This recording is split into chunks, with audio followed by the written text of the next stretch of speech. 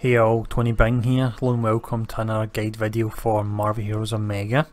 Now, in the last week or so I've put up a video where I looked at the 3 strongest heroes available in Marvel Heroes, and they were Scarlet Witch, Blade and Angela. Now, the reason I classed them as the strongest is what they're able to do. They're able to do fantastically. You had Scarlet Witch, who was able to annihilate trash. You had Angela, who was great at confusing the bosses and getting them to fight each other in Midtown, and then you had Blade, who, as you can see, is fantastic at one-shotting bosses with his incredible signature. Now, today on Reddit I had a message from Medium Sized Turtle, awesome name there, and he was actually looking for some information in regards to the Blade setup I would use in order to one-shot the cosmic bosses. So what we'll actually do in this video then is we'll look at that specific setup. So first up, we'll check out modifications that you can benefit from. We'll then look at some of the more useful infinity nodes, and then we finish up looking at the larger and probably the most important section, which will be the gear. But first up, let's have a look at some of these modifications that can really help out this build. So we'll start off here with a nice simple section. I mean, look at what the Science Fender can actually offer towards the brutal build with Blade. So for his artifacts, which he has 3 of them, you would want to place marksman modifications on them. So these offer, for each one they offer 200 brutal strike rating and 300 damage rating. So in total that'll be 600 brutal strike rated. We're not making much from that, but it's a range damage rating, it's important, and you'll be getting 900 range damage rating from that in total.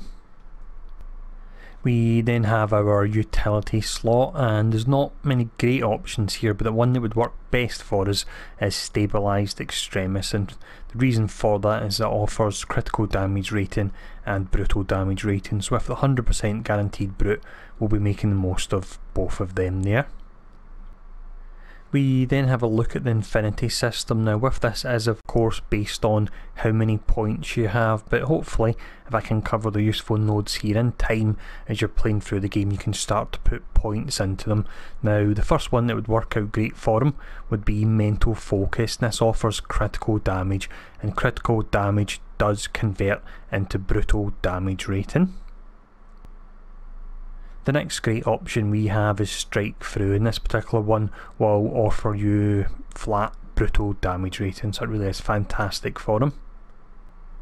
And the final infinity option we look at here is Potency. So this particular one will offer base damage to signature powers, so those 3 really stand out for this particular build and will pump the damage way up on your signature. So if we look at the gear here, I don't actually have great gear on Blade myself because I've not had a massive amount of time to farm on him, but I do have an understanding of what you will be looking for in order to build this brutal build. Now for your slots 1 to 5, what you're wanting is you're looking for your primary attributes. That can be fighting or actual strength, either one of them is great. You're also looking for crit damage rating and brutal damage rating, so just get as much as that as you can on each actual item, and that's for slots 1 to 5, which we can see here. I've got some options on them, nothing too great. When we look at the actual ring, what you want to be looking for is a damage ring, so it will offer 1100 crit damage rating, and if you're lucky enough you want to be looking for one that has critical damage rating and brutal damage rating on it as well. You can also roll attributes on this, so if you can get, I believe it's up to 3, so if you can get up to that on either of these slots, that can work out great as well.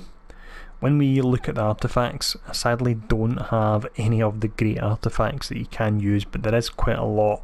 What I'll do is I'll quickly list them off, but in the description of this video I'll actually list them with a bit more detail, such as where you can actually find them. Now these will all work out great because they actually offer either a high amount of these primary attributes or a high amount of crit damage rating and brutal damage rating. So the artifacts in question, they would be the Armor Nano Poison, the Fist of Apocalypse, Crossbones Teaching Credentials, Gem of the Cursed, Sentinel Targeting Unit, Sinister's Diamond, and lastly the Ultron Bi-Level Concussion Projector. Quite a name on that particular one.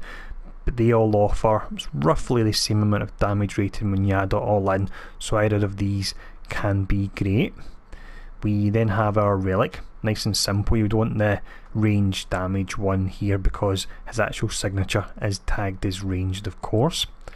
For the catalyst, what you would be looking for, if you can get invisibility or life on hit, then that's great, but what you want is your primary attribute, and that will roll up to 3. And on the subject of that, when I think about it, I think the ring actually rolls up to 5, so that's what you're looking for in the ring if you can get it.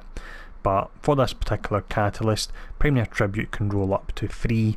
You can also get a bonus to, I've got cooldown powers, but you can get it to signature powers, and on top of that, the cosmic effects you can see after using a signature power, you gain 1000 damage rating for 4 seconds. That's very important as well. For the catalyst, we've really got one of two options here. The first one is the Mandarin Medallion, so this one will offer a huge amount of range damage rating as long as you're using a ranged skill. If you're not using a ranged skill, then the Gorgon Medallion can work great. Now the green effects we can see on this, I currently have health on hit, but this can roll brutal damage rating up in the region of about, I think it's about 3000, a whopping amount anyway. And then finally we have the ultimate Nullifier, which is a legendary would be using. The reason for this is once it's fully levelled, it will offer a huge 6000 brutal damage rating. So even with the current gear I've got, which is really poor as you can see, I've still been managing to brute in the region of 1.5 million on the signature, and I've heard some people on the forums say they're getting close to 10 million when they're refining their build a bit more, so it'll be exciting to see when someone can actually break that. But I hope this particular video was useful as always. If there's any questions or comments, please feel free to leave them below. Thanks for tuning in, and I'll see you all again soon.